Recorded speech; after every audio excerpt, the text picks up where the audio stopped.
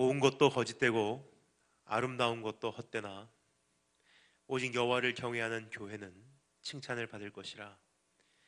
그의 손의 열매가 그에게로 돌아갈 것이요 그 행한 일로 말미암아 성문에서 칭찬을 받으리라. 주님, 정신없이 달려온 한 해를 청산하며 성탄절을 준비하고 이제 새해를 향한 한 걸음을 내딛고자 하는 지금 이 시기에 오늘 다시 한번 우리에게 오셔서 말씀으로 만나주시고 내 자신을 돌아보게 하시고 앞으로 가야 할 길을 확보할 수 있도록 지혜와 인도하심을 허락해 주시기를 소망합니다. 예수 그리스도의 보혈로 우리를 덮어주시고 깨끗게 정결케 씻어주시고 주님 이 가운데 계셔서 지금까지 우리가 가지고 있었던 그릇된 것들이 있으면 내려놓게 하시고 그 모든 것들이 무너져 내림을 보게 하여 주시기를 소망합니다. 주 성령님 우리에게 기름 부으시고 말씀해 주시기를 사모합니다. 살아계신 우리 주 예수 그리스도의 이름으로 기도합니다.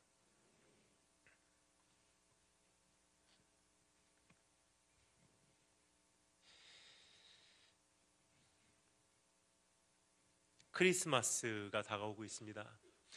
크리스마스는 사랑의 계절입니다. 교회를 다니지 않는 사람도 크리스마스만 되면 사랑을 꿈꾸고 혹은 사랑하는 이들과 함께하고자 발걸음을 그곳을 향해서 옮기는 계절이 아닌가 생각이 됩니다. 그 이유는 크리스마스는 한 위대한 사랑 이야기의 절기이기 때문입니다. 그러나 그 사랑 이야기는 이 세상 일반적인 어떠한 러브 스토리와는 다릅니다. 하나님과 인간과의 사랑 이야기이기 때문입니다. 일반적으로 우리가 생각하는 사랑 이야기는 사랑할 만한 대상인 여인을 사랑하는 남자가 함께하고자 몸부림치는 그러한 이야기이지만 오늘 우리가 살펴보고자 하는 이 러브 스토리는 사랑받을 수 없는 존재를 사랑하기로 작정한 하나님의 열정이기 때문입니다. 오늘 그러한 사랑받는 대상으로 부름받은 교회가 성도가 어떠한 모습으로 다시 한번 일어서야 할런지 오늘 이 말씀을 통해서 정리할 수 있는 기회가 되었으면 좋겠습니다. 크리스마스는 물론이고 또 우리의 한 해의 신앙생활을 정리하고 또 앞으로 다가오는 2019년을 맞이하고자 하는 이 시점에서 우리에게 꼭 필요한 계기가 되지 않을까 생각이 됩니다. 일반적으로 지금 읽은 이 말씀은 현숙한 여인에 대한 내용으로 사람들이 생각을 합니다. 그러나 오늘 이 말씀을 준비하는 가운데 깨닫게 되는 것은 이것은 한 여인에 대한 형상을 우리에게 알려주기 위해서 성경에 기록된 것이 아니라 그것보다 더 본질적인 의미가 있다고 생각을 하게 되었습니다. 이것은 하나님의 백성에 대한 소개입니다. 이것은 예수 그리스도의 신부에 대한 이야기입니다. 즉 이 내용은 교회에 대한 요구인 것입니다. 그러한 진리를 깨달은 사도 바울이요 이와 같이 이야기를 하죠. 그러므로 사람이 부모를 떠나 그의 아내와 합하여 그 둘이 한 육체가 될지니 이 비밀이 크도다. 나는 그리스도와 교회에 대하여 말하노라 그래요. 따라서 오늘 읽은 이 말씀은요 이런 여인이 되어라 정도의 차원이 아니에요. 이런 여인을 만나라 정도의 차원이 아닙니다. 지금 여기서 그려주고 있는 그림은 그리스도께서 바라고 있는 교회의 형상이요 성도의 모습인 것입니다. 그래서 오늘 이 말씀을 읽어보므로 우리 안에 새로운 청사진이 그려지기를 원합니다. 청사진이 그려져야 되는 두 가지 이유가 있습니다. 첫 번째, 내 자신을 온전히 진단하기 위해서.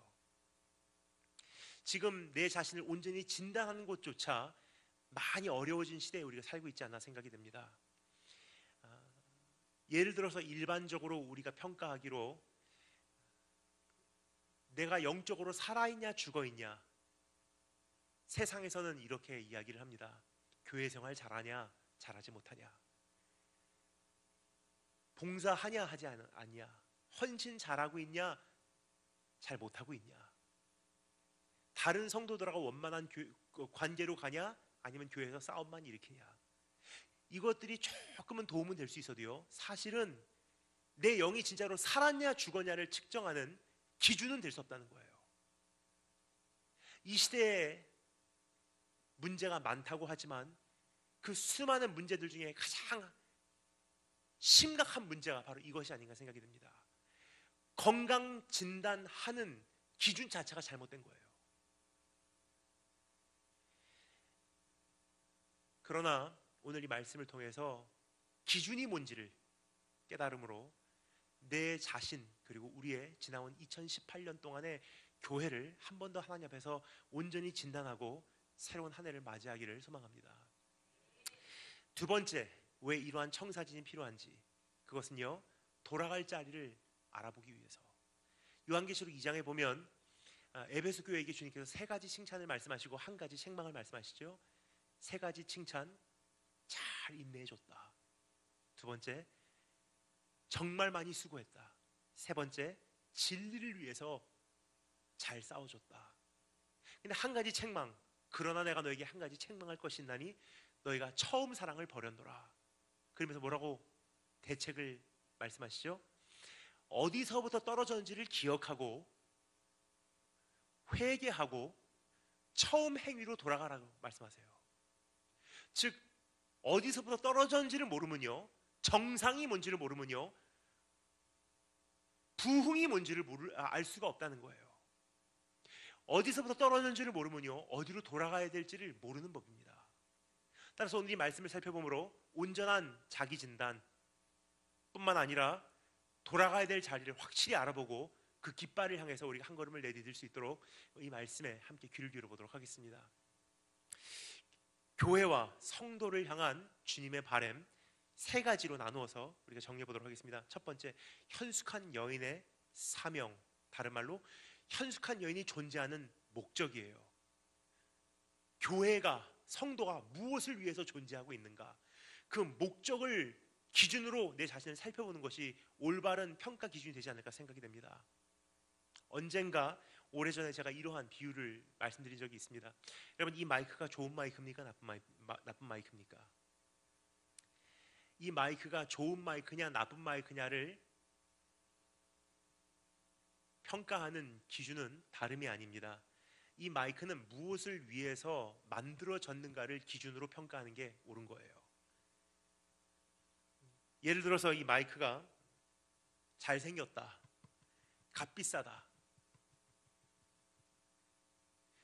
그러나 소리를 깨끗하게 확대하지 못한다면요, 이 마이크는 만들어진 목적을 제대로 달성하지 못하고 있으므로 형편없는 마이크라는 결론이 나올 것입니다. 반대로 볼품 없고요, 싸구려 마이크라고 해도요, 깨끗하고 선명한 음성으로 소리를 확대할 수 있다면요, 이 마이크는 만들어진 목적을 잘 달성하고 있기 때문에 존귀한 마이크로 여겨질 거예요.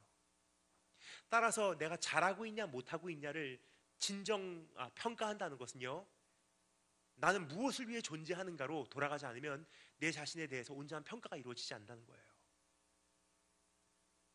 따라서 교회를 평가하는 것도 여기서 이루어지지 않나 생각이 듭니다.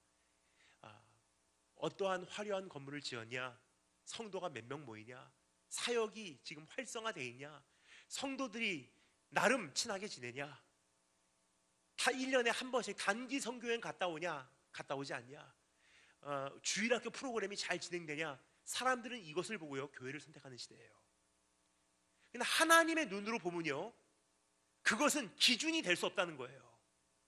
하나님의 기준은 목적을 달성하고 있냐라는 그 앞에 반드시 서지 않으면 안 되는, 우리에게는 요구가 있다는 사실을 여러분 인지하시기를 주님의 이름으로 축원합니다. 그래서 현숙한 여인의 사명, 목적, 두 번째 현숙한 여인의 모습, 그러한 사명감을 가지고 살다 보니까 이 여인의 안에 형성되는 모습들이 있어요. 그 모습을 한번 정리해보므로 교회와 성도로서 갖춰야 되는 모습들을 한번 우리가 정리해 보도록 하겠습니다. 근데 이 부분 미리 말씀드리겠습니다. 짧게만 말씀드리고 넘어갈 거예요. 뭐냐? 어차피 이거 내 마음대로 안 되거든요. 그러면 어떻게 이것이 가능한지를 말씀드려야 될 필요가 있기 때문에 제가 오히려 거기에다가 더 시간을 많이 투자하고 말씀을 드리고자 합니다. 마지막 세 번째, 현숙한 여인의 남편에 대해서 한번 우리가 소개를 받도록 하겠습니다. 이 세 가지, 사명과 모습과 남편, 이 세 가지 함께 정리해 나가도록 하겠습니다. 그럼 첫 번째 따라해 주시면 감사하겠습니다. 현숙한 여인의 사명. 다시 한번 따라해 주시면 감사하겠습니다. 교회의 사명, 성도의 사명. 직접 읽어보도록 하겠습니다. 21절부터 25절 말씀 한 목소리로 읽겠습니다. 21절부터 25절 내 성경 내가 펼쳐주시고 함께 읽으시면 감사하겠습니다. 시작.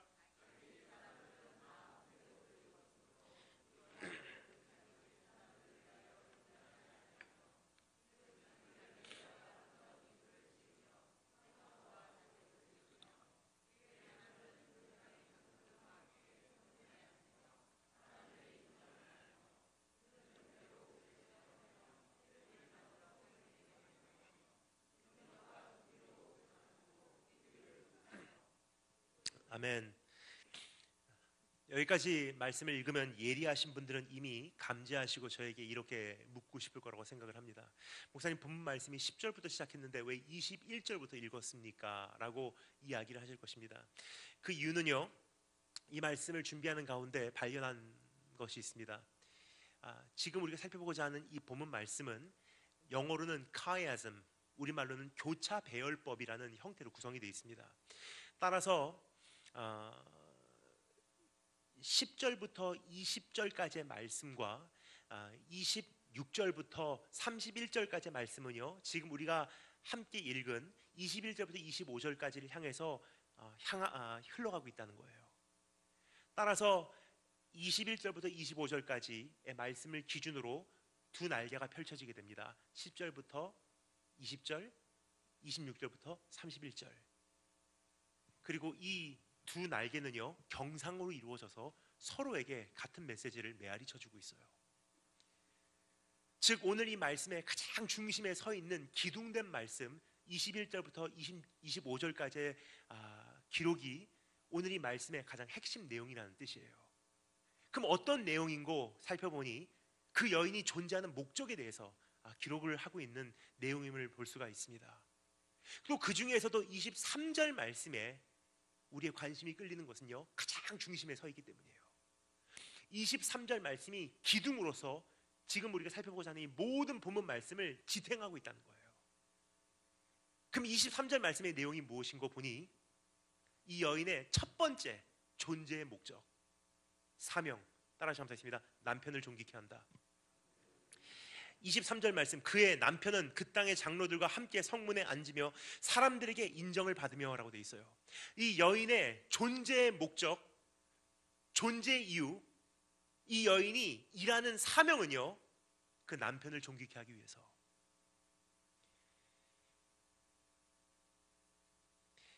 헌숙한 여인의 열심이나 선행이나 수고의 최고 궁극적 업적 성취 목적은 그 남편으로 하여금 존귀케 됨을 얻게 하는 것이라고 성경은 우리에게 소개해주고 있습니다. 이것이 바로 교회의 궁극적 사명입니다.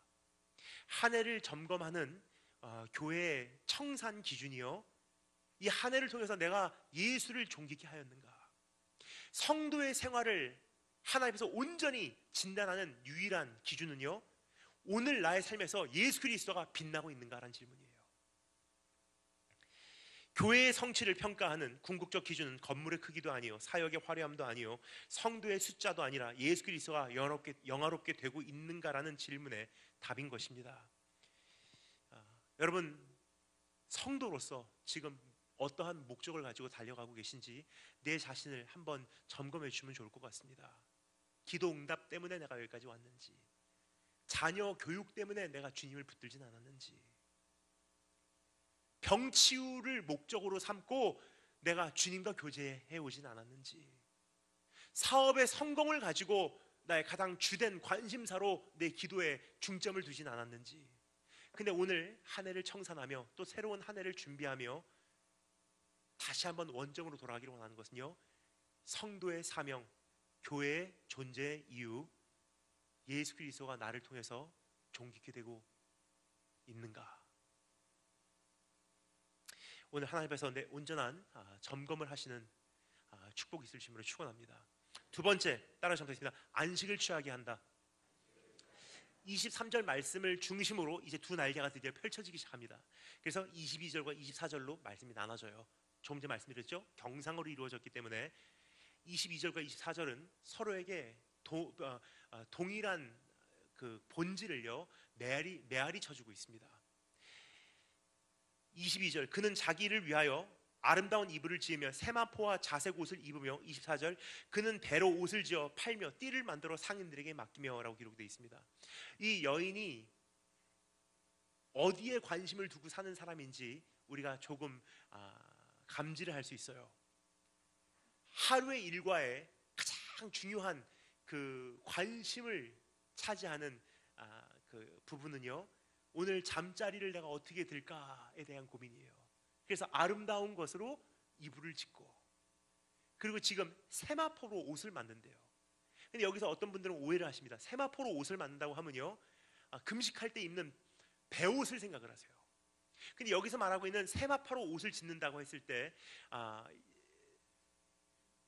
이야기하고 있는 옷은요, 어느 신학자가 한마디로 이렇게 통쾌하게 정리를 합니다. 여기서 말하고 있는 옷은 영어로는 the nightgown, 잠옷이에요. 여성분들에게 이것을 조금 적용을 시키자면 란제리라고 이해하시면 정확합니다. 통풍이 잘 되는 옷, 밤에 잠자리 들기 전에 입는 옷. 이 여인의 관심, 이불 만들고 잠옷 만들고, 하루 종일 무슨 고생을 해도 내 인생의 성공을 좌우하는 것, 내 인생을 바로 평가하는 유일한 기준, 오늘 내가 두 발 뻗고 밤에 잠을 잘 수 있는가, 거기에 관심사가 있는 여인이에요. 그리고 그 비밀을 깨달은 이 여인은요, 거기서 끝나지 않습니다. 그 인생 성공의 비결을 다른 사람에게도 알리기 위해서 배로 옷을 만들어서 상인들에게 그것을 맡겨서 다른 나라로 수출하는 그러한 직업을 갖고 있다고 성경은 이야기해주고 있습니다. 자신의 인생의 소중한 한 가지 평안, 다른 사람에게 나누기를 원하는 한 가지 평안. 여기서 말하고 있는 평안은 안식을 의미하고요, 안식이라는 것은 하나님의 통치를 상징하고 있습니다. 복음이라는 것은 반드시 우리에게 안식을 주게 돼 있어요. 반대로 말씀드리겠습니다. 내가 복음을 믿는다고 하면서 내 안에 평화, 평안, 안식이 누려지지 않는다는 것은요, 내가 믿고 있다는 복음하고요, 내 삶하고 결부되지 않았기 때문이에요. 히브리서에 보면 이런 말씀이 있죠.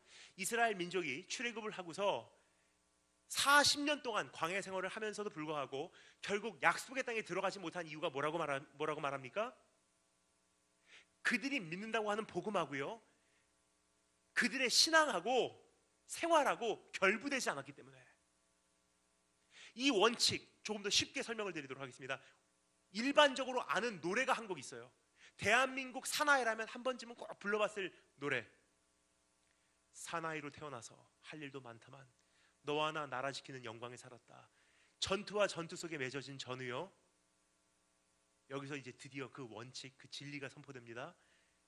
부모, 형제 오늘 밤 나를 믿기에 맺혀진 열매가 뭐라고요? 단잠을 이룬다. 정말로 믿는 게 있다면요, 숙면을 취하게 돼 있어요.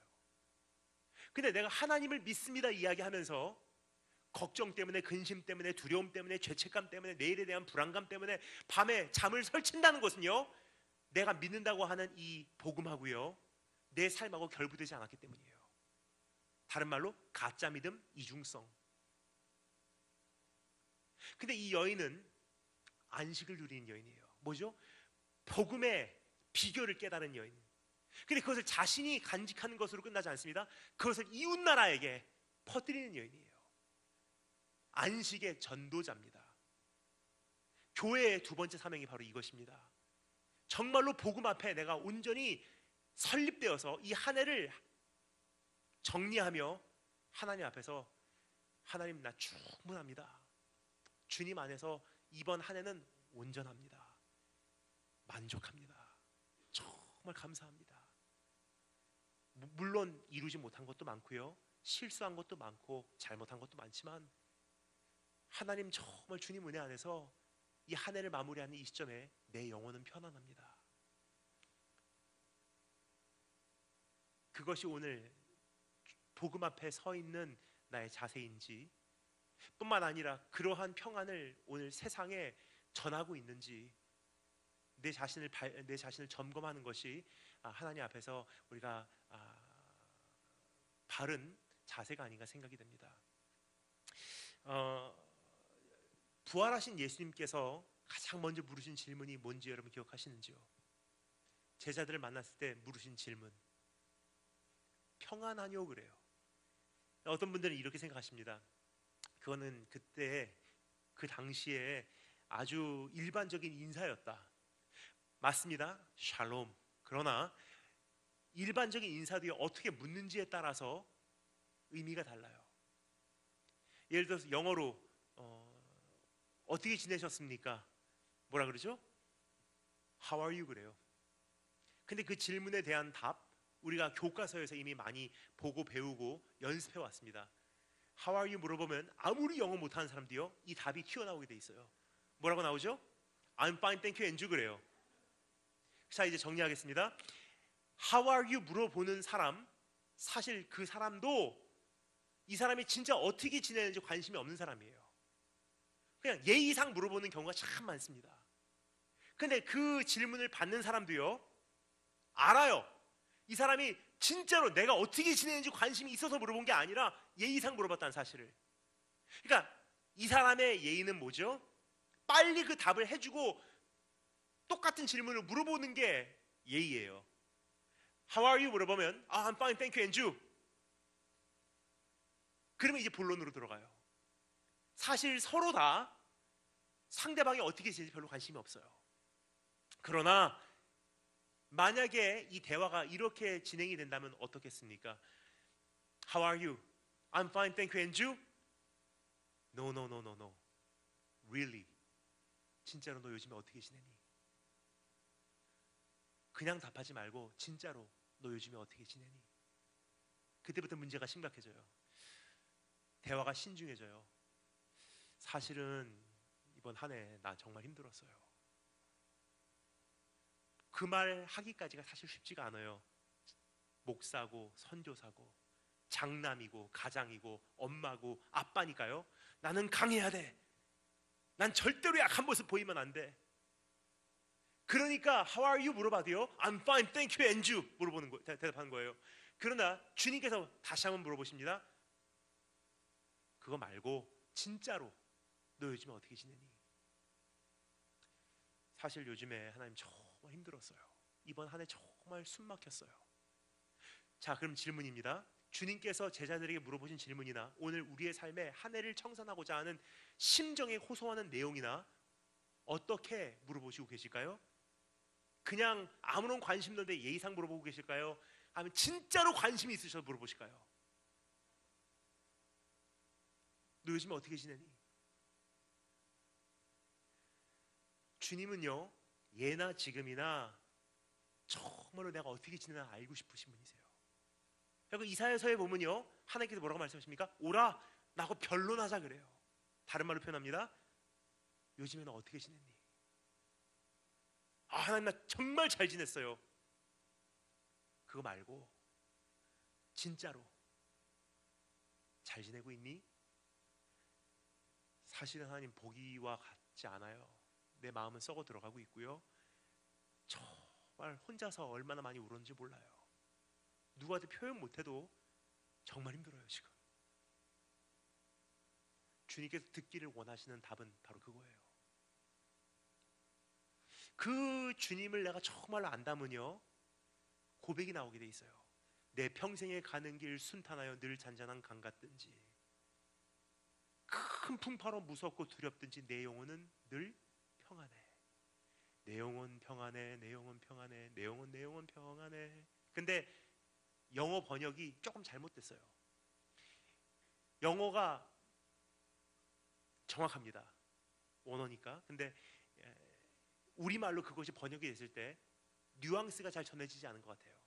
내 영혼 평안해 그러면 난 아무 문제 없어요 라고 들릴 수 있어요. 그런데 영어로는요, 원래 가사가 이렇습니다. It is well with my soul. 무슨 뜻이냐면요, 내 영혼은 괜찮아, 괜찮아, 견딜만해, 괜찮아, 괜찮아.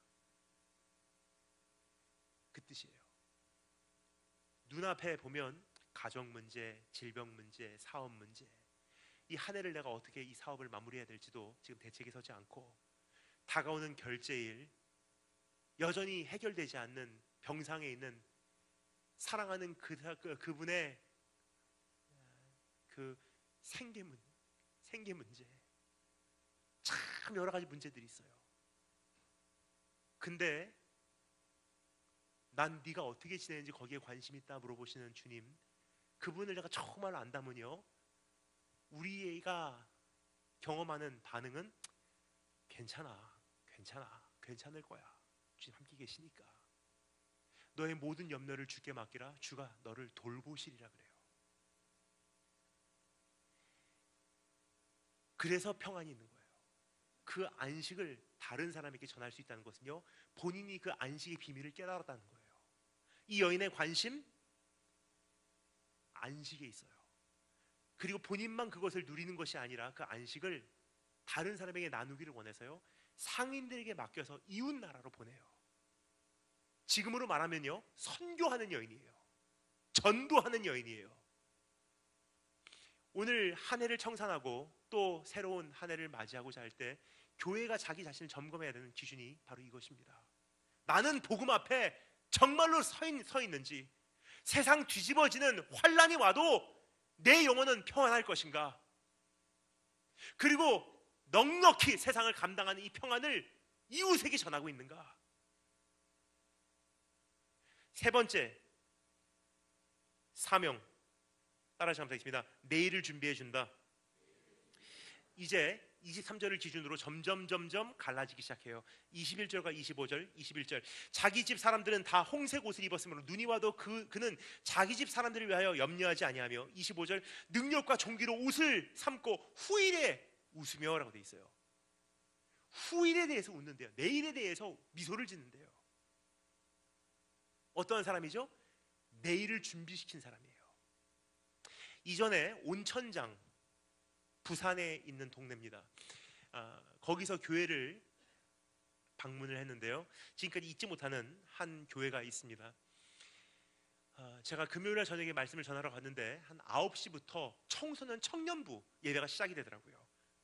이미 거기서부터 좀 다르네 생각을 했어요. 왜냐, 보통 청소년 청년부 예배는요, 저녁 7시에 시작해서 9시면 끝나고 다 집에 가요. 근데 9시에 예배가 있는 거예요. 물론 그 전에 아이들이 학교 끝나고 오니까 교복 입고 한 7시 반부터 교회 1층 혹은 지하에서 국밥 한 그릇씩 먹고, 이제 9시 땡 하니까 찬양이 시작되면서 예배가 열리기 시작합니다. 찬양 1시간, 그리고 제가 말씀 1시간 반, 기도회 하고 마치니까 0시예요. 끝난 줄 알았어요. 근데 목사님께서 저를 이제 배웅 나오시면서 저에게 간식 좀 챙겨주시면서 조심히 가십시오. 우리는 이제부터 기도회입니다. 0시부터 새벽 5시까지 기도회예요. 제가 깜짝 놀라서 다시 들어갔어요. 어떻게 하나 보려고. 이제 청소년 청년들이, 어떤 이들은 거의 이제 교복을 입고 있어요. 학교 끝나고 곧바로 왔기 때문에. 이제 기도회가 시작됐는데 이제 각자 그 강당 곳곳에 흩어져서 자기 자리에 앉아서 기도를 하는 거예요. 근데 뒤에서 보니까 참 귀하더라고요. 얼마나 피곤하겠습니까, 학생들이. 기도회가 딱 시작되자마자 거의 90%는요 안쓰럽고 귀하고 흐뭇하고. 그런데 목사님께서 제 표정을 보시더니 설명을 하시더라고요. 이게 어떻게 시작된 일인지. 그 목사님께서 원래 다른 교회 전도사로 계셨었어요.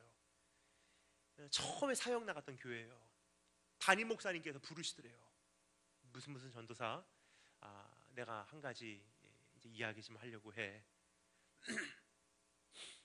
지금 전도사가 갖고 있는 그 열정 참 귀해. 하나님을 섬기고자 하는 그 생각 너무나 귀해. 그러나 그것으로는 이 세상에는 안 통하거든. 그러니까 일단 청소년부를 300명으로 부흥을 시켜야 돼. 그러니까 300명으로 수단과 방법을 가리지 말고 부흥을 시켜. 디즈니랜드를 매주 연속으로 하든 만화 영화를 보여주는 연예인을 불러오든 수단과 방법 가리지 말고 일단 300명까지 만들어. 그러면 그때부터 본질을 하면 되잖아. 그 목사님께서 저에게 이렇게 말씀하시더라고요. 그때 혹하고 넘어간 게 하나님 앞에서 자기가 잘못한 거래요. 그 목사님한테 그렇게 하겠습니다 대답을 하고 나와서요, 이제 학생들한테 물어보는 거예요. 얘들아, 우리 무조건 300명까지 우리 성장한다.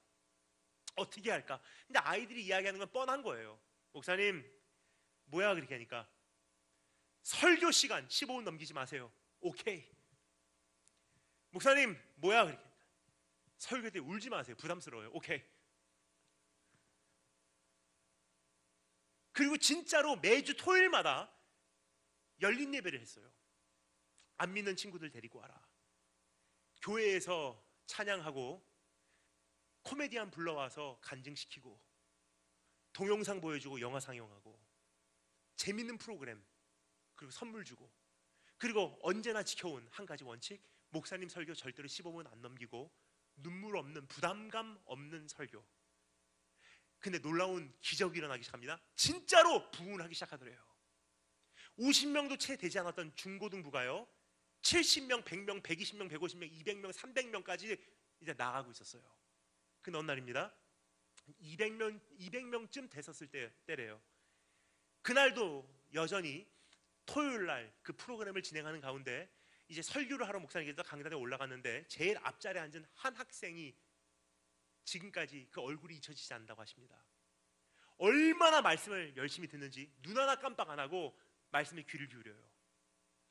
설교자는 알거든요. 누가 말씀을 잘 듣는지. 딱 보니까 얘는 쓸만한 애구나. 일단 말씀을 마치고 이 아이하고 한번 대화를 해봐야 되겠다. 다 집회 마치고 이제 이 아이하고 인사라도 하려고 악수를 했어요. 알고 보니까 목사님 교회 어느 아이가 데리고 온 전도한 친구예요. 그러니까 지금은 바쁘니까 우리가 잠깐 인사만 나누고 이번 주 중에 내가 전화할 테니까 우리 한번 만나서 밥이나 먹자. 그렇게 주일 지내고요, 수요일쯤 돼서 목사님께서 다시 전화를 하셨대요. 야, 네 친구 걔 정말 괜찮더라. 말씀 듣는 태도가 이미 됐어. 걔는 걔 한번 만나게 해줄 수 없니? 그 친구 불러봐. 너하고 같이 밥 사줄게. 근데 그 학생이 이렇게 이야기합니다. 목사님 걔 죽었어요. 알고 보니까 토요일 날 그 아이는요 살아 평생 처음이자 마지막으로 교회를 간 거예요.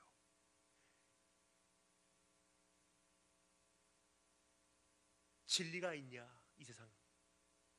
마지막 수단으로 교회 한번 가면 있을까 해서 온 아이였어요. 근데 그날 그 아이가 들은 설교는 눈물 없는 설교, 깔끔한 말씀. 여기서도 진리가 없다면 난 소망이 없다고 주일날 자살한 아이예요. 목사님이요 그날로 사역 그만두셨어요. 하나님, 난 목사 될 자격 없습니다. 사역할 자격 없습니다. 세상으로 돌아가서요 그냥 일반 일 하시는데 어느 하나님께서 용서하시고 위로하시고 치유하시고 다시 부르심을 주셔서 복귀를 하셨어요. 목사 안수 받으시고 이제 새로운 교회 가서 사역을 하시는데요, 방법을 바꾸셨어요. 듣든지 안 듣든지 나는 타협하지 않고 선포하겠습니다. 그리고 금요일날 저녁에는 무조건 0시부터 새벽 5시까지 기도시켜요. 근데 저한테 이렇게 말씀하십니다. 아이들 잘 거를 다 아시고 계세요. 근데 이거 왜 하는 줄 아세요? 저한테 물어보세요. 그러면 설명하십니다. 아이들이 학교 끝나고 오니까 얼마나 피곤하겠습니까? 특별히 추운 겨울 몸이 나른해지니까 조는 거 백발백중이라는 거예요. 그럼에도 불구하고 차라리 교회에 와서 자는 한이 때라도 무릎 꿇고 자라. 그 이유는 무엇이냐? 언젠가 이 아이가 어른이 돼서요 교회를 떠나가고 목사님의 품을 떠나가고 부모의 품을 떠나갔을 때, 혹은 부모님들이 목사님들께서 이 세상에서 먼저 그 아이보다 주님 나라로 떠났을 때, 이 아이가 한평생 어른으로서 이 세상 살아가다 보면요, 인생은 반드시 막다른 골목길에 들어선 날이 온다는 거예요. 그때 나를 도와줄 사람, 내가 기댈 수 있는 사람, 내가 의지할 수 있는 사람을 찾아보면요, 부모님도 안 계시고 목사님도 안 계시고 홀로 서 있는 자기 자신을 발견해요. 그런데 어렸을 때 교복을 입더라도 교회 와서 그냥 졸면서 기도했던 아이들은요, 수십 년이 지난 후에 인생을 살아가면서 막다른 골목길에 들어섰을 때 적어도 그 아이들은 그 자리가 그리워진다는 거예요. 이 여인의 사명은요, 자녀들이 겨울을 두려워하지 않도록 준비해 준대요. 후일을 향해서 웃을 수 있도록 해준대요. 환란을 준비해 주는 게 교회예요. 오늘 홀로 설 수 있도록 우리 교회는 정말로 준비하고 있는가? 한 사람의 성도로서 난 그렇게 준비되어 가고 있는가? 부모로서 내 자녀들을 언젠가 내 품을 떠나서도 정말 하나님 사랑하고 온전히 달려갈 수 있는 신앙인들로 내 자녀를 만들어낼 수 있는가? 그게 진단 기준이지. 노래 잘하냐? 단기 선교행 갔다 왔냐? 여러분, 세상이 미쳤다는 것은요, 기준이 잘못됐다는 거예요. 오늘 하나님 앞에서 다시 한번 세 가지 목적, 교회의 머리 대신 예수 그리스도를 존귀케 하고 있는가? 평화를 내가 정말로 경험하고 그 평화를 공포하고 있는가? 내일을 준비하고 있는가? 오늘 이 세 가지를 다시 한번 내 진단 기준으로 잣대로 사용하여 2018년 잘 주님 앞에서 정리하시고 새로운 2019년을 향해서 새로운 결단을 설립하시기를 주님의 이름으로 축원합니다. 두 번째 단어 적었습니다. 현숙한 여인의 모습.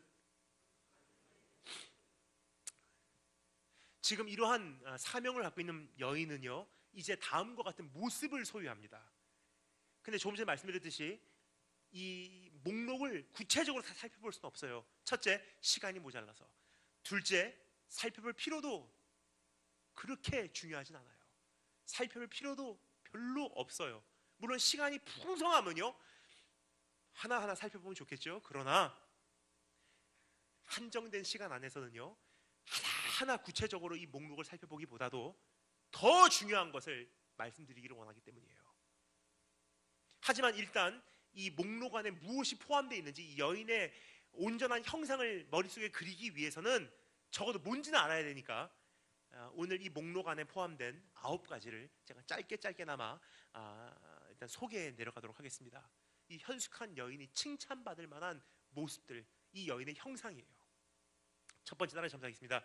부지런함. 13절부터 15절 말씀. 그는 양털과 삼을 구하여 부지런히 손으로 일하며 상인의 배와 같아서 먼 데서 양식을 가져오며 밤이 새기 전에 일어나서 자기 집안 사람들의 음식을 나누어 주며, 참 부지런한 여인이에요. 한 가지만 말씀드리고 넘어가도록 하겠습니다. 대한민국 교회가 언제부터 죽기 시작했는지 여러분 혹시 인지하시고 계신지요? 대한민국 교회의 영성이 언제부터 바닥을 찍기 시작했는지 여러분 감지하시고 계신지요? 언제부터인지 말씀드릴게요. 편리주의와 편의주의와 실용주의가 대한민국 교회의 부흥의 모퉁이 돌로 설립된 순간부터 교회는 죽기 시작했어요. 하나님 나라는요, 편리주의, 편의주의, 실용주의로 이루어진 나라가 아니에요.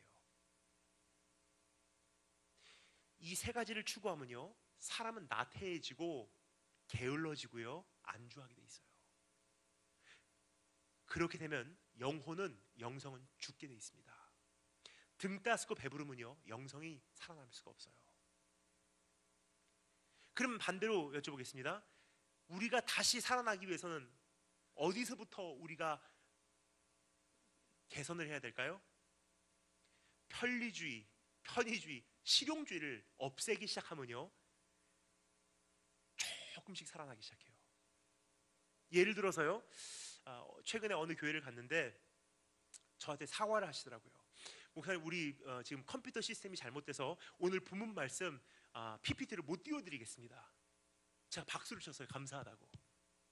왜냐면요, PPT로 띄기 시작한 다음부터는요, 성도들은 성경책 안 갖고 다녀요. 성경책 안 갖고 다니면요, 내 말씀, 나의 성경이라는 인식이 약해지기 때문에 집에서도 그 성경을 펼치질 않아요.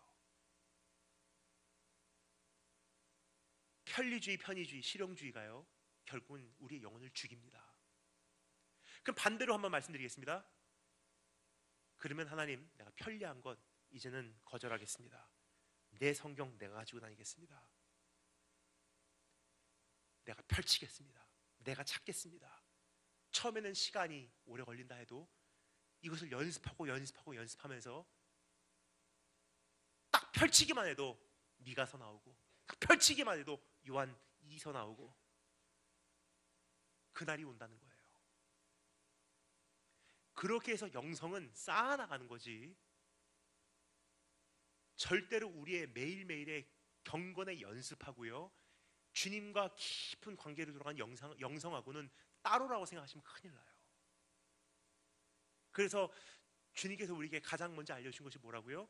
경건을 연습하래요. 연습.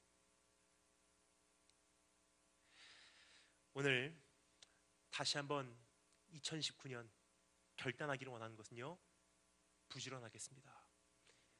게을렀던, 나태해졌던, 안주해버린 나의 지친 무릎을 다시 한번 세우고, 새벽을 깨우고, 다시 한번 기도의 자리를 찾아가고, 비록 사람들이 보기에는 무지하다, 외골수다, 그렇게 평가할지언정 나는 차라리 하나님 앞에서 부지런하게 살겠습니다 하는 결단이 이루어지는 우리 한 분 한 분 되시길 주님으로 축원합니다.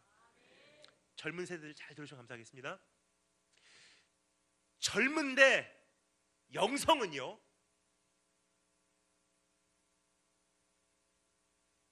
연륜이 깊은 영성을 갖고 있는 사람들이 가끔 계세요. 그리고 하루아침에 이루어지는 것이 아니더라고요. 젊은 세대를 본받지 않은 사람들이에요. 저는 최근에 지금 하나씩 정리하고 있어요. 전자기기들. 제가 금년 초에 결단하고요, SNS, 이메일, 이 모든 것 다 하나씩 없애기 시작했어요. 그리고 큰 결단, 핸드폰 없애려고 SK텔레콤에 찾아 들어갔어요. 더 이상 스마트폰 못 쓰겠습니다. 아이폰 못 쓰겠습니다. 투지폰, 폴더폰 주십시오. 그렇게 하니까 거기 직원이 그래도 카톡은 돼야 되지 않겠습니까? 차라리 효도폰 드리겠습니다. 그거 말고 아무것도 기능이 없는 폴더폰 주십시오. 안 믿으시더라고요. 진짜로요? 예, 그거 주십시오. 에이, 데이터 필요하시고요. 아니에요.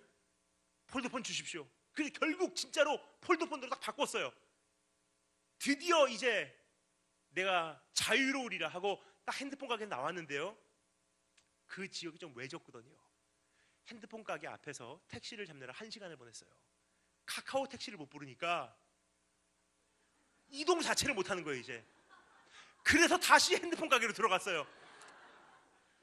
역시 통화는 안 하더라도, 주된 폰으로 사용은 하지 않더라도 데이터는 조금 있어야 될 것 같아요. 그래서 통화는 되지 않지만 데이터 서비스만 되는 심을 제가 사용하던 아이폰에다가 심었어요. 근데 그게 감사한 것은요, 제가 사용하는 아이폰이 지금 2년 반 정도 된 폰이에요. 이제 배터리 수명이 거의 다 됐어요. 이제 1년 정도만 더 쓰면요, 아마 배터리가 급속도로 줄어가기 시작할 거예요. 그러면 저는 이제는 스마트폰 끝이에요. 그때까지만 지금 정리하는 과정 가운데 사용하는 것 뿐이에요. 근데 그날을 위해서 조금씩 최소한도로 한 걸음씩은 나가야 되잖아요. 그래서 최대한 안 쓰는 어플들은 새로 깔지는 않고요, 하나씩 없애고 있어요. 지금 하나 없애고, 이 어플 안 써? 그럼 이것도 이제 좀 불편할 수 있지만 없이 살아가는 것을 이제 배워야 돼. 이거 없애고, 또 시간이 지난 다음에 이 어플도 없애야지. 오케이, 없애고. 그래서 지금 제 계획으로는요, 이제 1년 후에는 핸드폰, 지금 사용하고 있는 2G폰만 가지고 스마트폰 없이. 근데 당분간 설교는 아이패드로 해야 되기 때문에 한 번 더 이거는 업그레이드를 해서 오랫동안 사용하려고요. 한 3년, 4년 정도만. 왜냐? 아이패드를 하나 구입을 하면요, 노트북이 필요가 없어져요. 이제는 노트북 정리하고 아이패드로 최소한도의 작업하고, 그러면서 집에 그냥 일반 컴퓨터 하나 갖다 놓고, 최종적인 그림은요, 이제 아이패드도 수명이 다 되면 버리고 집에 있는 PC 하나 남는 거예요. 근데 그것도 정리할 거예요. 그것도 정리하면요, 이제부터 한 5년에서 7년 안에는요, 설교 다 손으로 쓰려고요. 이미 시작이 됐어요. 그래서 지금 제 모든 달력은요, 손으로 써요. 전화번호부 다 손으로 써요.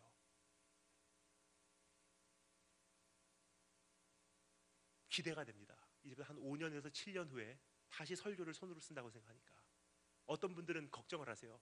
그러면 설교 이 원고 분량이 굉장히 줄면요, 나눌 수 있는 내용도 그만큼 줄지 않을까요? 라고 물어보세요. 근데 전 그렇게 생각하지 않습니다. 설교 나눌 수 있는 내용적 분량은 줄을 수 있는데요, 영성은 깊어질 거예요. 디지털 시대에 가장 강력한 사람이 아날로그예요. 여러분, 핸드폰을 제가 그만두려고 하니까 그때 깨달았어요. 이거는 탈출을 못하는 제도로 묶어놨어요. 이미. 여러분, 아이폰 우리가 사용하기 시작한 지 8년도 채 안 된 거 아십니까? 근데 이것을 한번 그만두려고 상상해 주시면 감사하겠습니다. 은행, 호텔, 비행기 예약,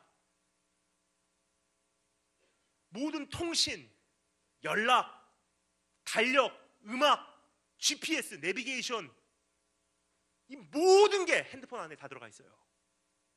근데 그것을 없애려고 하니까 그때 깨달았어요. 내가 이거는 완전히 묶여 있구나. 근데 내가 8년 동안 이렇게 묶였다는 것은요, 이제부터 5년 후에, 이제부터 7년 후에, 이제부터 10년 후에 가면 갈수록 더 묶일까요? 아니면 가면 갈수록 풀리기 더 쉬울까요? 더 묶이게 돼 있어요. 신용카드 정보 다 들어가 있고요, 그거 하나만 날아가면 내 인생 끝이에요. 그래서 결단을 합니다. 1년 지나갈 때마다 더 힘들어질 것이 분명하기 때문에 지금 정말 힘들고 시대를 역류하는 것 같은데, 지금이라면 그래도 가능하다. 마지막 시대를 준비하는 것은 추상적인 바람이 아니에요. 오늘부터 시작이에요. 왜냐? 그날이 돼서 난 짐승의 표 안 받겠습니다, 안 통하거든요. 그거 안 받아도 살 수 있는 체계로 살아내야 되는 거예요.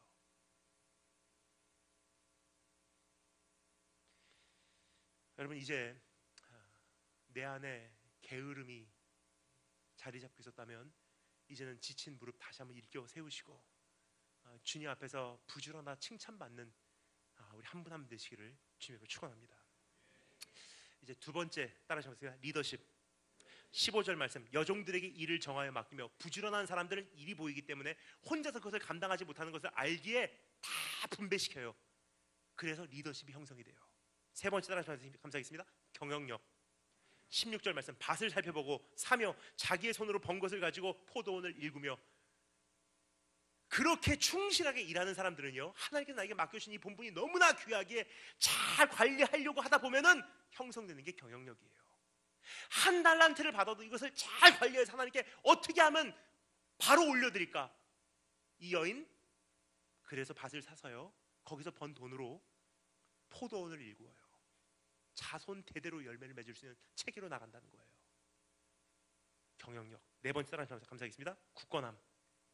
17절 말씀, 힘있게 허리를 묶으며 자기의 팔을 강하게 하며 좌로도 우로도 치우치지 않는, 세상에 요동치 않는 그러한 모습이에요. 그럼 이것이 지금 오늘날 교회들의 모습인가요? 그렇다고는 누구도 말 못할 것입니다. 오히려 세상 유행을 따라가면 따라가지 지금 교회가 굳건히 서 있지 못한 시대예요. 다섯 번째 따라 감사하겠습니다. 꾸준함. 18절 말씀, 자기의 장사가 잘 되는 줄을 깨닫고 밤에 등불을 끄지 아니하며. 꾸준한 장사. 지금 이 시대의 안타까운 것은요, 열정이 앞서고요, 우리 어떠한 열심이 앞서기는 해도요, 신실한 사람을 찾아보기 정말 힘들더라고요. 근데 하나님께서 우리의 삶에 받기를 원하는 딱 한 가지가 무엇일까? 신실함이에요. 왜요? 인간의 본성을 역류하는 유일한 한 가지가 신실함이기 때문에. 인간은 시간이라는 틀 안에 사는 거로 근성적으로 기회주의일 수밖에 없어요. 왜냐? 이번 아니면 다음에 이 기회가 없을 수 있기 때문에. 그러니까 인간에게는 근성적으로 신실함이라는 것은 불가능해요. 그럼 하나님께서 진짜 예배를 우리가 받기를 원하신다면요, 우리가 가장 못하는 한 가지를 받기를 원하신다는 거예요. 신실한 거. 하나님, 나 생명 위협을 받아도 이것으로 내가 끝이라고 해도 여기서 유익이 없어도 난 내 자리 지키겠습니다. 그런 사람들이 정말 드문 것 같아요. 열정으로 와 가요. 열심으로 와 이래요. 근데 열정이 사라지고 열심이 사라지니까요, 뭐 어차피 뭐 이렇게 하다가 또 다른 곳으로 옮길 수도 있는 건데, 아 이제 그 기도 그만 하렵니다. 그 예배 그만 드리렵니다. 그 교회 그만 다니렵니다. 하나님께서 신실함 받기 원하세요. 로렌스 형제라는 분 혹시 아시는지요?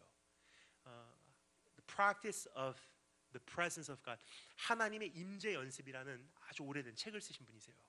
1660년도에 프랑스의 맨바레 까르멜이라고 하는 수도원에서 생활했던 수도사세요.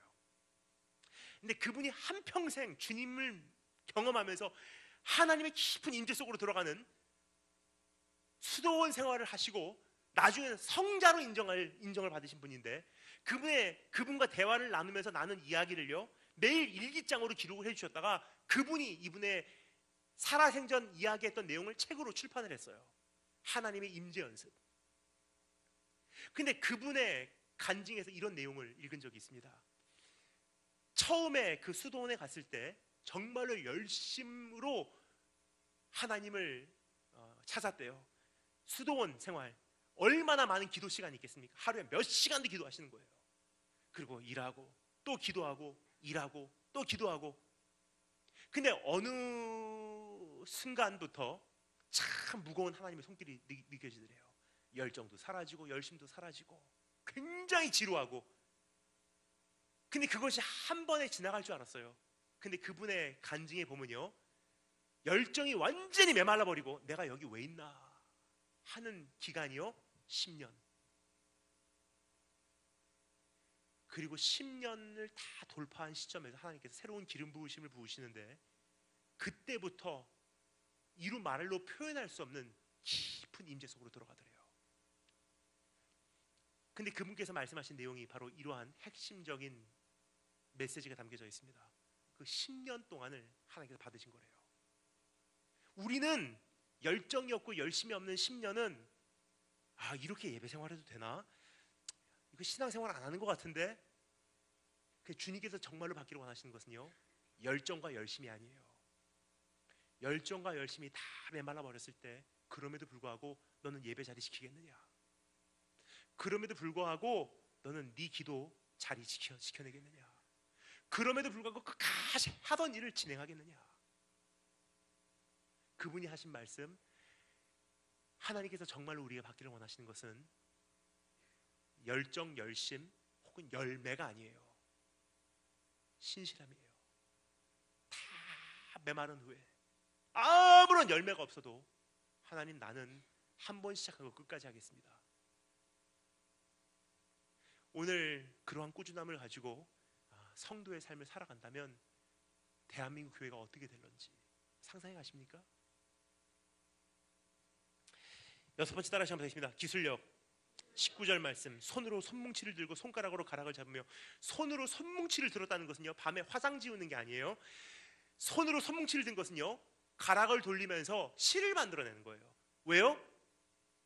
잠옷 만들어내야 되잖아요. 이 여인은 가락을 돌려서 실을 만들어서 옷을 만들 만큼의 기술력이 있는 여인이에요. 그 이 기술력은 타고난 거냐? 아니에요. 누가 말합니다. 똑같은 일을 10,000번 하잖아요. 프로가 된대요. 부지런하고 꾸준하다 보니까 기술력이 형성이 되는 거예요. 7번째 따라하시면 감사하겠습니다. 섬세함. 27절 말씀, 자기의 집안일을 보살피고. 여러분, 이 여인의 형상이 조금 머릿속에 그려지십니까? 지금까지 우리 살펴본 내용은요, 커리어 우먼이에요. 밖에서 돈 벌어다 주는 여인. 그런데 이 여인이 바깥 일만 한 게 아니에요. 집안일도 해요. 집안일을 보살펴요. 수많은 사람들에게 자기의 일을 맡기고 땅 투자하고 거기서 번 돈으로 포도원을 일구고 남편을 장로들과 같이 앉히고 그 자녀들에게 자색 옷을 입혀서 겨울이 와도 무섭지 않게 하고. 근데 섬세해요. 집안일을 보살피고.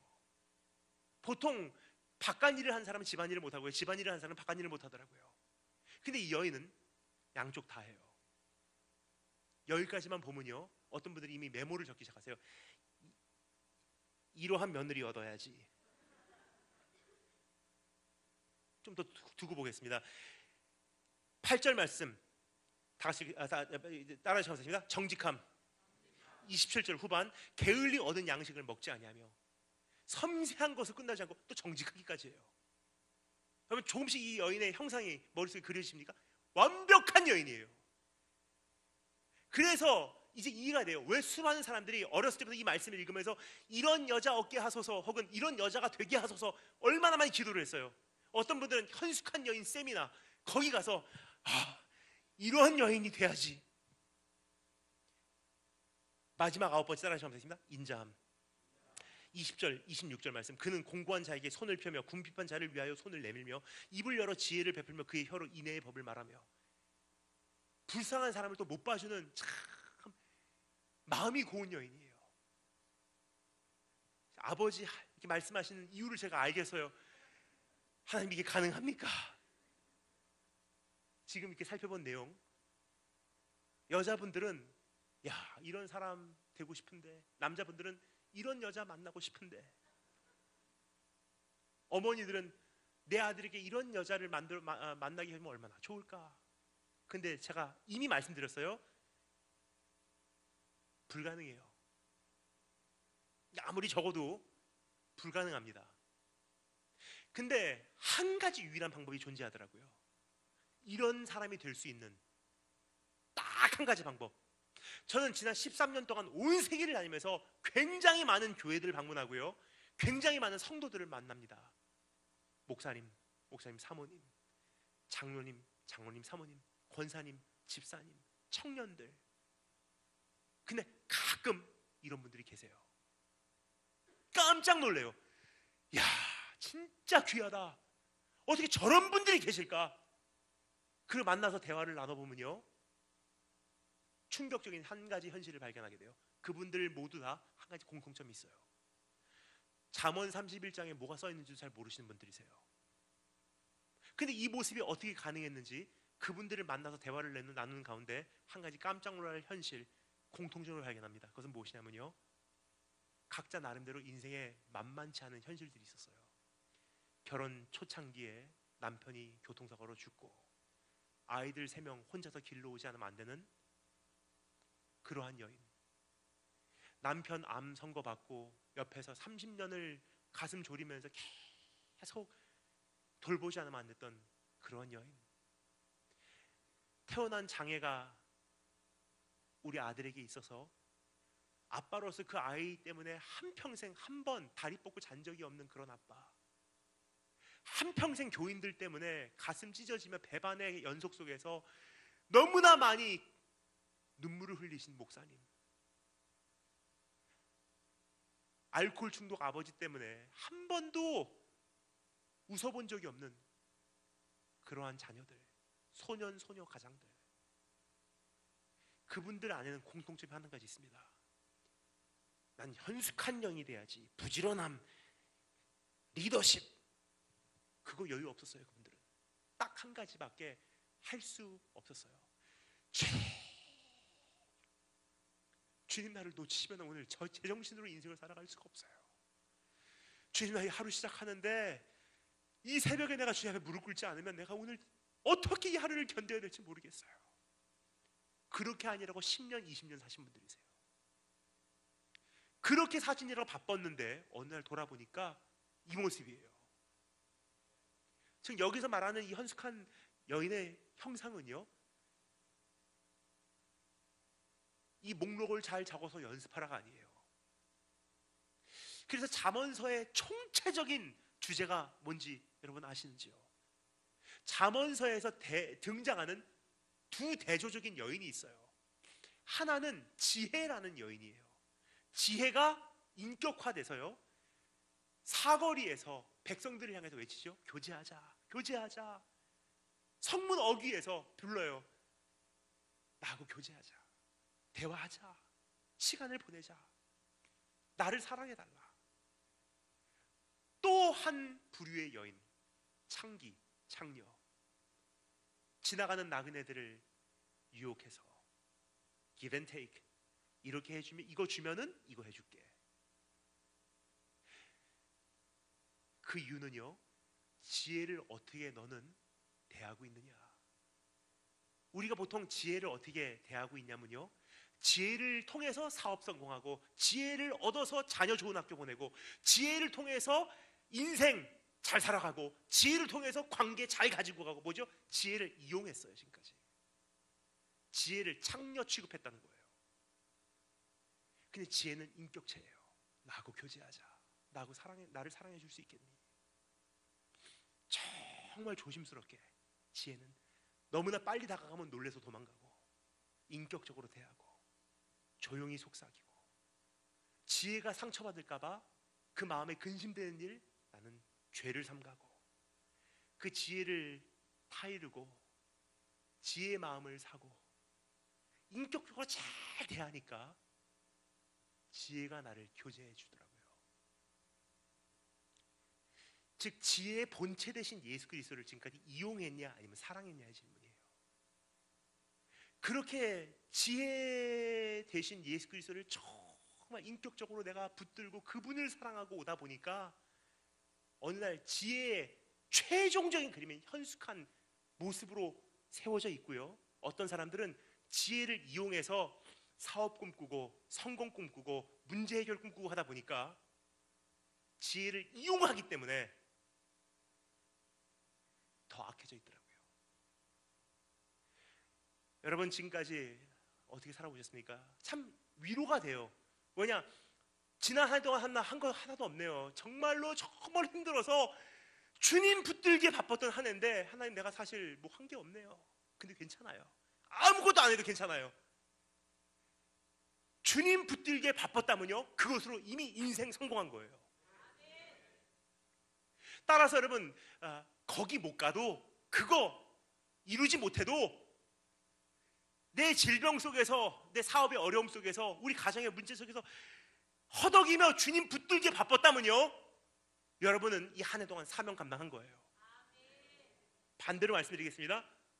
이룬 것은 많고 성취하신 것은 많고 내가 성공한 것은 많은데 주님 붙드는데 내 마음에 그만한 여유가 없었다면요, 여러분의 한 해는 낭비된 거예요. 왜냐? 더 현숙해지기보다 더 악해진 것이 우리 현실이기 때문에.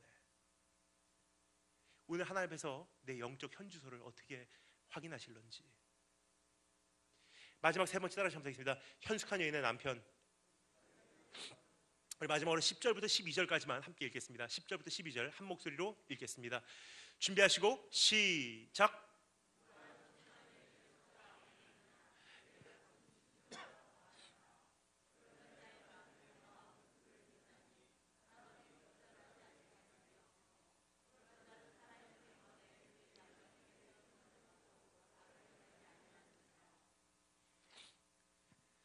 지금까지 두 가지 살펴봤습니다. 현숙한 여인의 사명, 두 번째 현숙한 여인의 모습이에요. 근데 마지막 세 번째 살펴보기로 하는 것은요, 현숙한 여인의 남편입니다. 저는 이 말씀을 지금까지 수도 없이 많이 읽고요, 저도 어렸을 때는 이런 여인을 만나게 해주소서 하면서 얼마나 많이 제가 목록을 적어놓고 기도를 했는지. 제 배우자는 이런 여인이어야 된다고 제가 하나님께 아는 적이 참 많습니다. 그런데 오늘 이 말씀을 준비하면서 한 가지 깨닫게 되는 것은요, 이 말씀의 주인공은 사실은 이 여인이 아니에요. 지금 우리의 본 말씀의 가장 첫 번째 구절을 읽었습니다. 뭐라고 시작되죠? 누가 이런 여인을 얻겠느냐. 즉 이 말씀이 지금 이야기하고자 하는 것은요, 이 여인이 이런 모습이다가 아니에요. 이런 대단한 여인을 누가 얻냐는 거예요. 그런 남편, he must be great. 그런 남편이라면 위대함이 분명해. 이런 여인이 시집갈 정도의 남자 같으면 이건 대단한 남자야. 그렇죠? 신부의 위대함은요, 신부의 위대함에서 끝나지 않습니다. 신랑을 높여요. 지금 여기서 말하고자 하는 것은요, 현숙한 여인이 되어라가 아니에요. 현숙한 여인의 구체적인 소개를 한 것은요, 이런 여인을 얻을 수 있다면 넌 무슨 대가를 지불하지 않겠느냐. 그렇죠? 남자분들, 이런 여인이 정말로 존재한다면요, 여기선 진주보다 그 값은 더 비싸다 그랬어요. 근데 영어로 보면 루비라고 돼 있어요. 보석보다 귀하다는 거예요. 무슨 대가를 치러서 이런 여인을 안 얻겠습니까? 우리 어머니들, 내 아들을 위해서라면 이런 여인을 무슨 대가를 치러서라도 얻지 않겠습니까? 어떠한 대가를 치러도 아깝지가 않아요. 이런 여인들을 얻을 수가 있다면. 이 말씀은요, 르무엘 왕의 어머니께서 르무엘 왕에게, 그 왕자에게 하는 내용이에요. 이야기하는 내용이에요. 넌 이런 여인을 만나라. 이게 엄마의 바람이다. 이런 여인을 네 아내로 맞이하면 엄마는 이제 눈 감고 정말 행복하게 죽을 수 있어. 그런 여인을 만나라. 이게 세상의 일반적인 러브 스토리예요. 그러나 오늘 잠언서를 읽으면서 제가 한 가지 정말 충격을 받은 것은요, 하늘나라에서 예수님께서 크리스마스에 이 땅에 오시기 전에 아버지와 아들과의 대화가 있었다고 생각합니다.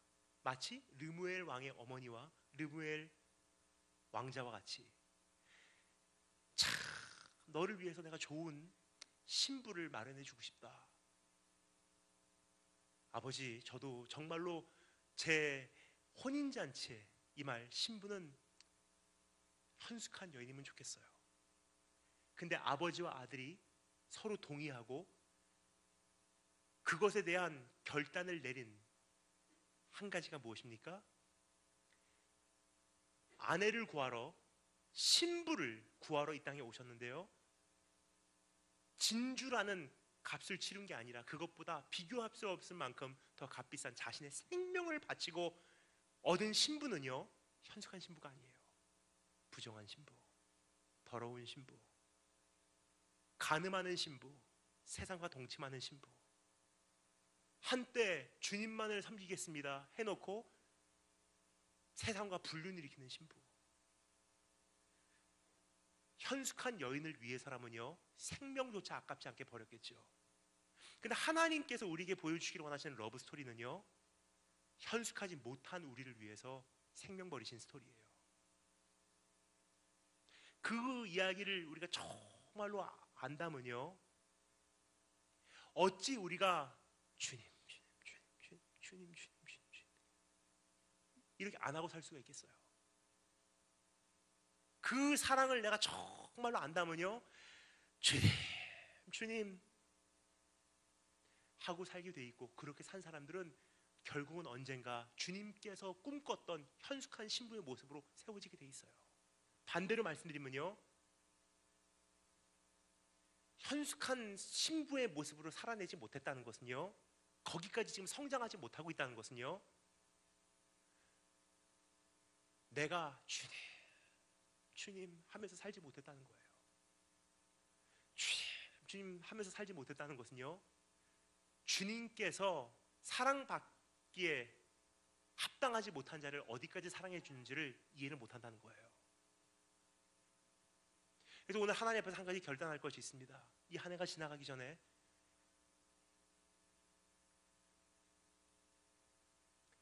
이 한 해가 지나가기 전에 사실 아무것도 안 해도 괜찮아요. 한 가지만 하시면 돼요. 하나님, 주님 때문에 가슴이 막 시릴 정도의 자리로 한 번 더 나를 안내해 주시기 원합니다. 문제를 통해서든 고통을 통해서든 눈물을 통해서든 나에게 주시는 감동을 통해서든 예배를 통해서든 찬양을 통해서든 무엇이든 괜찮으니 다시 한번 주님 때문에 막 가슴이 시려서 주님 놓치면 내가 살 수가 없습니다라는 고백으로 이 한 해를 완성하시고 새해를 맞이한다면요, 진보예요. 성공입니다. 오늘 그렇게 한 걸음 한 걸음 나아가 결국 천국문 들어갈 때 뭐라고 말하죠? 그러한 여인은 그 손의 열매가 그에게로 돌아갈 것이요 그의 행한 일로 말미암아 성문에서 칭찬을 받으리라. 주님 나라 입성할 때 성문에서 또 환영을 받는 거예요. 드디어 왔구나. 그러한 교회와 그러한 성도로 이 한 시대 잘 살아내시는 우리 한 분 한 분 되시길 주님으로 축원합니다. 다 같이 머리 숙이시고 감사하겠습니다.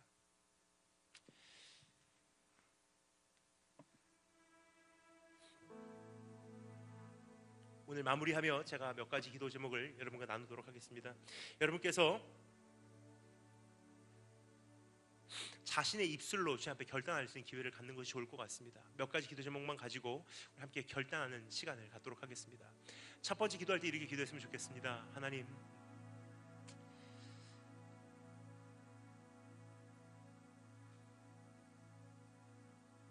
지나온 한 해 돌아보니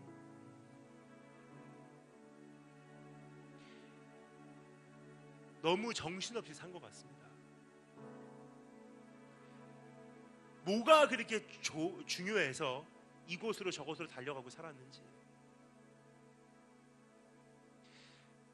그러나 오늘 이 한 해를 마무리하며 또 새해를 맞이하며 합의 결단하기를 원하는 것은, 하나님, 사실 아무것도 중요한 게 없고요, 아무것도 필요한 것이 없습니다. 딱 한 가지만, 주님 없으면 난 아무것도 아닙니다. 하나님, 지금 돌아보면 참 그립습니다. 그때는 가정 문제 때문에, 질병 문제 때문에, 사업 문제 때문에, 혹은 빈털터리로 아무것도 없는 인생이었기 때문에 주님 없으면 살 수 없다고 고백하며 하루의 일과를 그렇게 시작하고 주님과 함께 동행하고, 내가 잠자리 들 때에도 주님의 얼굴 보며 잠들었던데, 그때 왠지 모르게 나에게는 부지런함이 있었고요, 섬김에도 즐거움이 있었고요, 다른 사람을 향해서도 너그러움이 있었고요. 어떻게 내가 그렇게 아름다울 수 있는지 참 이해가 안 갈 정도였습니다. 그러나 하나님, 지금은 좀 살만한데요, 문제도 해결되었고 자녀도 많이 컸고 이제는 어느 정도 안정되었고, 근데 참 희한하게 내 안에 있는 조급함은 더해져 가고 너그럽지 못하고 오히려 더 악해져 가는 그런 내 자신을 발견할 때 이상하다고 생각했습니다. 그러나 하나님, 오늘 주님 앞에서 한 가지 결단할 것은, 여러분, 인격이라는 것은 키우는 게 인격이 아닙니다. 주님으로 돌아가는 것이 인격입니다. 심령이 가난해지면은 그 위에 형성되기 시작하는 것이 주님의 성품입니다. 그래서 오늘 한 가지만 하면 됩니다. 내가 주님 앞으로 돌아갑니다. 주님 붙들기 원합니다. 주님만을 원합니다. 우리 다 같이 함께 기도드리겠습니다. 기도합니다.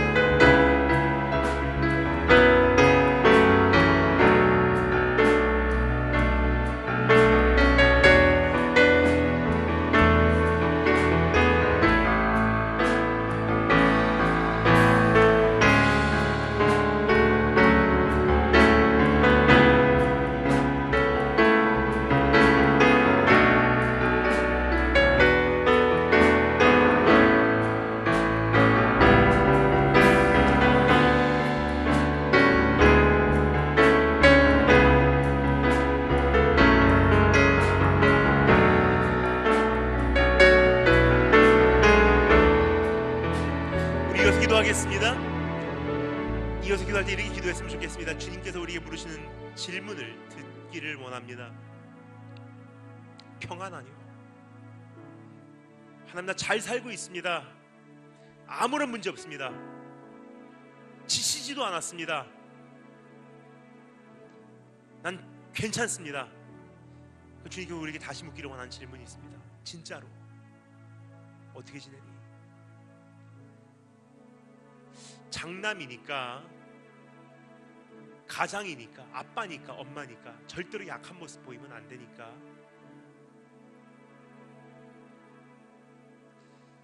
괜찮다고 했지만 오늘 가만히 주의 음성 듣고 보니 하나님, 나 정말 요즘에 힘들었어요. 자녀 학비, 남편 문제,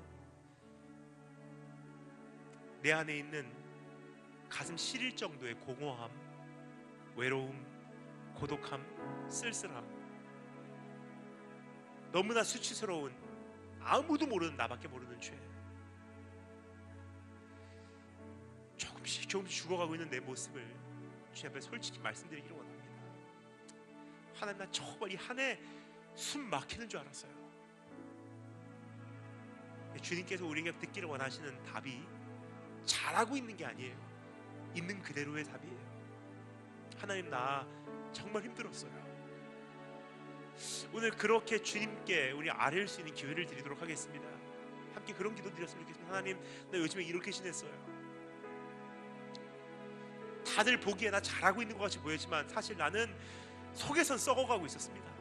죽어가고 있었습니다. 메말라가고 있었습니다. 하나님, 나 좀 살려주세요. 다 같이 함께 주 앞에 기도드리도록 하겠습니다. 기도합니다.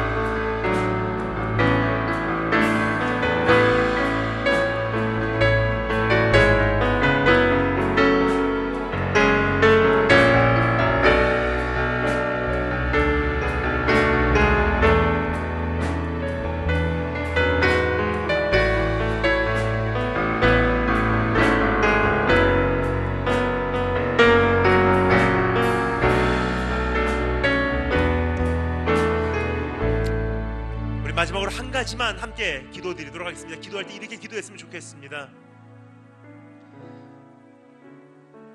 현숙한 여인을 얻기 위해서라면 어떠한 대가도 아깝지 않게 치렀을 것입니다.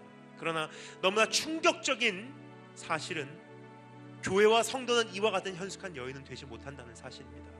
오히려 무지하고 어리석고 배반하고 부정하고 더러운 것이 오늘 교회와 성도의 현실이 아닌가 생각이 됩니다. 그러나 예수 그리스도께서는 오히려 그러한 교회와 성도를 위하여 진주보다도 값진 그 생명을 버려서 대가를 치르시고 우리를 신부로 맞이하시기를 원하셨다는 사실입니다. 이제 우리는 그 은혜를 조금이나마 깨닫고 그 은혜에 대한 감격으로 조금씩이나마 변해가기를 갈망하기를 소망합니다. 이것이 하나님의 지혜입니다. 오늘 하나님 앞에서 그 사랑 깨닫게 하시고 얼마나 그 사랑 나를 존귀케 하는지, 그 사랑 얼마나 나를 부하게 하는지, 나 같은 사람도 하나님